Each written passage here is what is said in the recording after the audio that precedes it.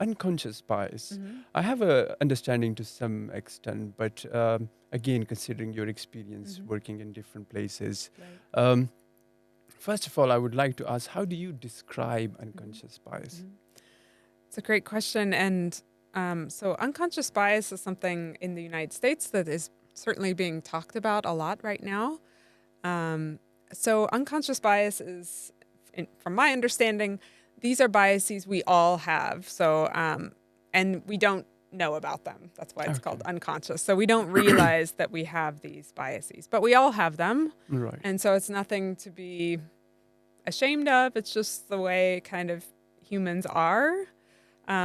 But these unconscious biases might be leading you down a path to make decisions that perhaps are not the best decisions, and to sometimes not be as inclusive as we should be. And Okay. so we can talk more about kind of the implications of those biases and how they play out. Hmm. But often it's you're favoring someone who is like you Right. instead Yeah. of someone who might come from a different background. Okay. And that will have a big impact on decisions and on the workplace or in your everyday life. And so the important thing is to realize that we all have these unconscious Hmm. biases and to recognize that and to try to change those biases to the extent that we can so that we can become more inclusive in our decision making, more inclusive in the workplace, and Right. give people the chance that they deserve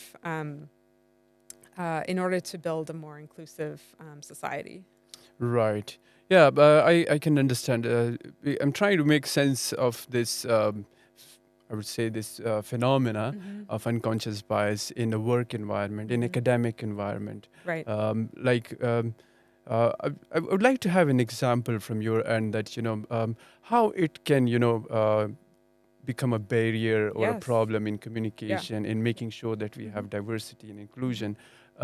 Could you tell us, like in work Mm-hmm. environment, what particular remedies we Mm-hmm. could use? Because it's Yes. unconscious. You may Yes. not call yourself Exactly. that you're like actively involved in it, but Right. it's somewhere in your brain and it Mm-hmm. plays its part. Yeah. So that's a great question. So this is clearly different from discrimination or harassment, Hmm. where you're conscious of what's happening. Right. Unconscious bias plays out in very difficult ways because it's hard to recognize sometimes. So, for example, I'll give you a famous example from the United States. Okay. This was a particular symphony where professional musicians had Hmm. to audition to become part of that symphony, right? Hmm. And what the symphony realized was, okay, we don't have many women in our symphony. Why is that? Are there no women playing these instruments? Why are we not getting many women hired into our symphony? And so they started an experiment where they, instead of the musician coming into the room and playing the instrument directly in front of the panel, they started an experiment where they put up a wall so they could not see the musician. Okay. They could only hear the Hmm. musician, right? Because it doesn't really matter what the musician looks like. People are coming to the symphony to listen to the music. It doesn't matter Yeah. if they're short. Yeah. It doesn't matter if they're tall. It doesn't matter if they're fat or skinny, right? That's not the point. The product of that symphony is the music. Hmm. And so they put up this wall so that they couldn't see the people auditioning. And after that, they realized they were hiring a lot more women um, Okay. because they weren't judging the musician based on, you know, whether they are a man or a woman. They were judging them based on solely on the music that they were hearing. Okay. Yeah. So that's a good example of trying to reduce the taking into account the factors that are not important and only taking into account Hmm. qualifications and the output. So they realized that they were unconsciously favoring the male musicians, Right. and Okay. hiring those male musicians much more frequently. Another example I can give you of kind of why it's important to include people from different perspectives is because you're going to get a very different product. Let's say you're an architecture firm, and this is another example given in the United States for unconscious bias and why it's important to include people from different backgrounds on your team. So this architecture firm only hired men. So there were only men, or maybe there were only men on this one particular team. And they were building a building that had a staircase in the middle kind of the building. Okay. And the team thought, let's make this look really cool. We're going to build a glass staircase. And so they built this amazing building, had a huge glass staircase in the middle of the building. And as soon as they unveiled this project, a woman looked at that and said, all women are not going to want to go up that staircase because in the United States, women wear skirts.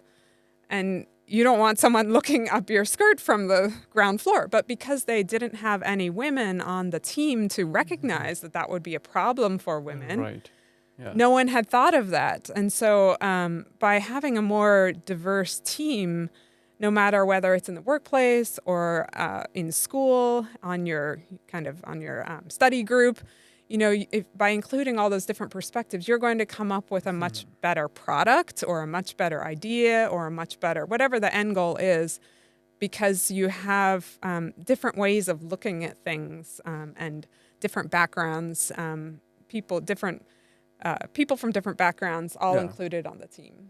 Right. Yeah, I can relate it to our work environment here in a way that, we are trying our best to make sure that FOC program in particular, The Friends that of the we Corner have people volunteers. from different background. And as you said, that sometimes you need to have a different perspective and it only comes from the background the Right. particular person has. So if you don't have that kind of, inclusion in your group, you may miss out on a lot of things Definitely. because of that. Definitely. And to some extent, perhaps, doing the awareness program about the unconscious bias, because I personally think that we haven't talked yet enough about this particular issue. And one way of, perhaps is the remedy is to start talking about it. And later on, we can, Definitely. find a way out Right. for, improving our unconscious aspects about us. Right? I mean, I really got into this topic a few years ago, and by talking about it and by thinking about it more, you become aware of your own biases. So, for example, I'll give you another example. I went to a training in Washington, D.C. A few years ago, and it was a training about social media. So I thought the trainer would be a young, kind of techie guy. That's kind of the bias I had in my mind of, okay, this is going to be like a really cool kind of 23-year-old who knows a lot about social media, right? So, and when I walked in the door, the trainer was actually this very old man.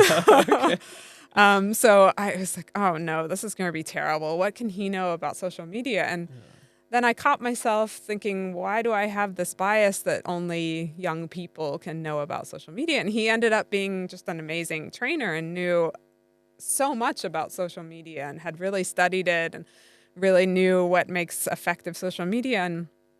And so one technique for trying to kind of combat your own biases is to slow down and to start thinking about why am I jumping to that conclusion? Why am I immediately thinking one thing about a person without getting to know them? So one technique is certainly to slow down in your assumption making and to really question why you're making the decisions that you are. The last thing usually I tell my students to look into the book Thinking Fast and Slow by Daniel Kahneman. Yes. And he has made such an interesting argument about, how, at times we miss out on, information and we go for shortcuts using heuristics.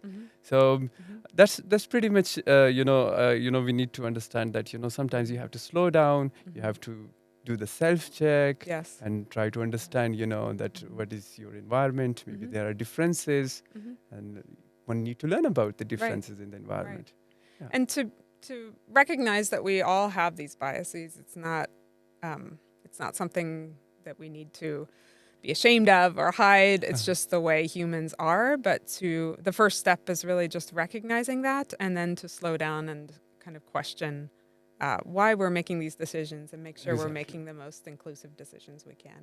Yeah, and I can also add that being a tutor, working in this profession for more than 6 years now, initially yes, and perhaps at even for many of the tutors and many of the lecturers, they also experience this kind of chances of bias with students, because we may have a understanding that student from this particular schooling background might be more intelligent and creative, but what Right. turns out at times when you look deeper into things, sometimes the population of students coming from the less privileged, segments, Sure. they too are very much creative, and at times they prove things totally in a different way. Right. So I think, yeah, it is something which we can relate to any profession, any social settings.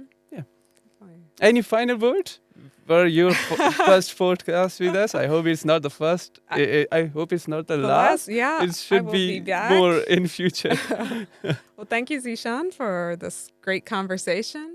Would love to hear from our audience what they think about unconscious bias and tips for mitigating it. But thanks for having me on your podcast. Thank you. Thank you for being with us. Thank you very much.